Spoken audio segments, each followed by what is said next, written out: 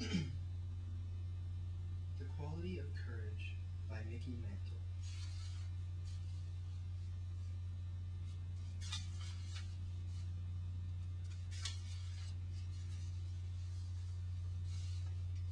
The Bravest Man.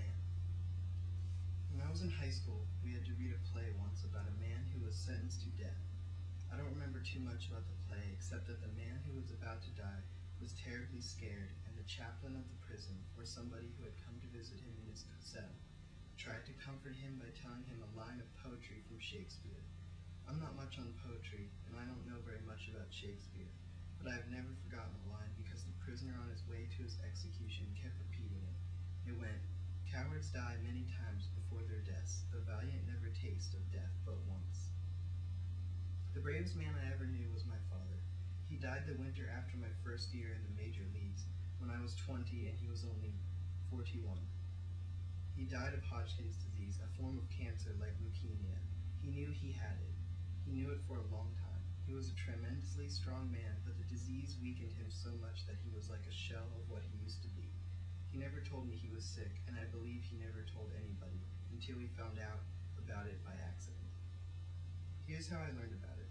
In the second game of the 1951 World Series, which was my first World Series, I fell chasing a fly ball in the outfield in Yankee Stadium, and I hurt my knee badly. I was taken home to the hotel I was living in New York City, and then I had to go to the hospital. My father had come up from home to see the World Series, and he had left the game with me and come to the hotel. Now he went with me in a taxi to the hospital. He got out of the cab first, outside the hospital, and then I got out. I was on crutches and I couldn't put any weight on the leg that was hurt. So as I got out of the cab, I grabbed my father's shoulder to steady myself. He crumpled to the sidewalk. I couldn't understand it. He was a very strong man, and I didn't think anything at all about putting my weight on him that way. He was always so strong. Well, the doctors took him into the hospital too, and they examined him, and then they told me how sick he was. It was incurable, they said, and he had only a few months to live. After the series was over, and we had gone home to Commerce, Oklahoma, my wife Merlin and I took my father up to the Mayo Clinic in Rochester, Minnesota, to see if they could do anything. They gave him treatments that eased his pain, but there was nothing anybody could do to cure him. He went home again to the Commerce, but then during the winter he decided to go out to Denver. He said there was some hospital or other out there that said it could cure him, and he said he thought he'd go out there and see. He knew they couldn't cure him, but he went out to Denver so that the little kids in our family, I'm the oldest, and my sister and my 3 brothers were all just little kids at that time, wouldn't see him wasting away, getting thinner and thinner and sicker and sicker. So we went out to Denver, and he died there. He never complained. He never acted scared, and he died like a man. That line from that play fitted him for sure. Cowards die many times before their deaths. The valiant never taste of death but once. My father was brave in lots of ways. I was the oldest child, and I was born in October of 1931, right in the middle of the Depression, in Spavinaw, Oklahoma. Kids nowadays don't have any idea of what the Depression was like. It's just a word in the history books, and that's great. But it was a hard time to bring up a family, especially where we lived, which was one of the poorest parts of the country. Even in wealthy parts of the country, people were standing in line for food, finding work, and earning money. It was the hardest thing in the world to do, and keeping a family alive and fed and happy at the same time was even harder. But he did both. He and my mother, she was pretty brave too. She had to make do without very much. She did all her cooking on a wood stove, for one thing, but we never felt we were without anything. My father never quit, never admitted defeat. One year he traded our house in Commerce, where he was working as a miner in the lead and zinc mines we have there, for a farm out in the country. It wasn't much of a farm. We lived in Dust Bowl country, and a lot of people had quit and gone to California. You've heard of the Okies, haven't you? But he thought maybe a farm might mean a better life for us kids. The very first year he had it, there was a flood and the river came up over the farm and ruined it. My father just picked up, went back into town, and down into the mines again. The thing is, despite all the troubles he and my mother had because of the Depression, We had a lot of fun growing up. I had a happy boyhood, and even though I probably make more money now in a year than my father made in his life, I don't know that my kids are any happier than we were. I didn't appreciate this as a boy, but as a man I am even more filled with admiration for my father, especially for his courage in the face of trouble.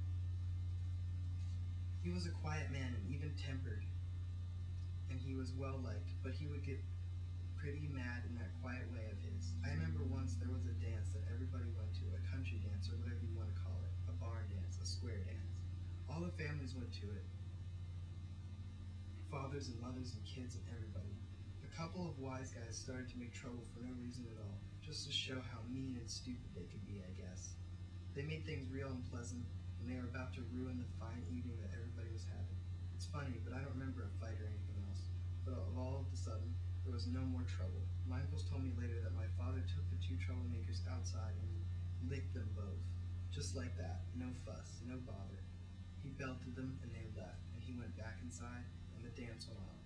It got to be a story that people liked to tell when they were sitting around talking about the old days, but my father never talked about it. He loved baseball, and he always wanted me to be a ball player. He named me for Mickey Cochran, the great catcher who was at his peak about the time I was born. Actually, Cochran had a bad World Series the month I was born, when Pepper Martin and the St. Louis Cardinals were stealing bases on him and running wild. Cochran was criticized, but Baseball Man said it wasn't his fault so much as it was his pitchers, who didn't hold the runners tight to their bases. Anyway, one bad series couldn't affect my father's admiration for Cochran. And maybe he named me Mickey just to show people that he was still loyal to the man he admired. When I was growing up, my father used to take me with him all the way to St. Louis to see Major League games. That was the nearest big league town in those days, and he and friends of his would drive 600 miles up and back on a weekend to take in a couple of games. My father always took me with him. I guess my making the major leagues was one of the happiest things that have ever happened to my father, and I often think how glad I am that I made it before he died, though I almost didn't. That first year I was with the Yankees when I was 19, I struck out an awful lot. Casey Stengel was the manager, and he played me a good part of the time, but even though I got some hits now and then, I kept striking out. It was terrible. Finally, in July, the Yankees decided to send me down to the minors to get rid of the strikeout habit. It is a depressing thing being sent down to the minors, and I felt low. I thought I had missed my big chance. I figured they had looked at me and didn't want me. The Yanks sent me to Kansas City, which at that time was a Yankee farm club in the American Association. There I got even worse. I believe I got one hit in my first 22 at-bats, and that was a bunt. My father came up from home to Kansas City to see me play. I was living in a hotel there, and boy was I glad to see him. I wanted him to pat me on the back and cheer me up and tell me how badly the Yankees had treated me and all that sort of stuff. I guess I was like a little boy, and I wanted him to comfort me. He said, "How are things going?" I said, "Awful. The Yankees sent me down to learn not to strike out, but now I can't even hit." He said, "That's so?" I said, "I'm not good enough to play in the major leagues, and I'm not good enough to play there. Here.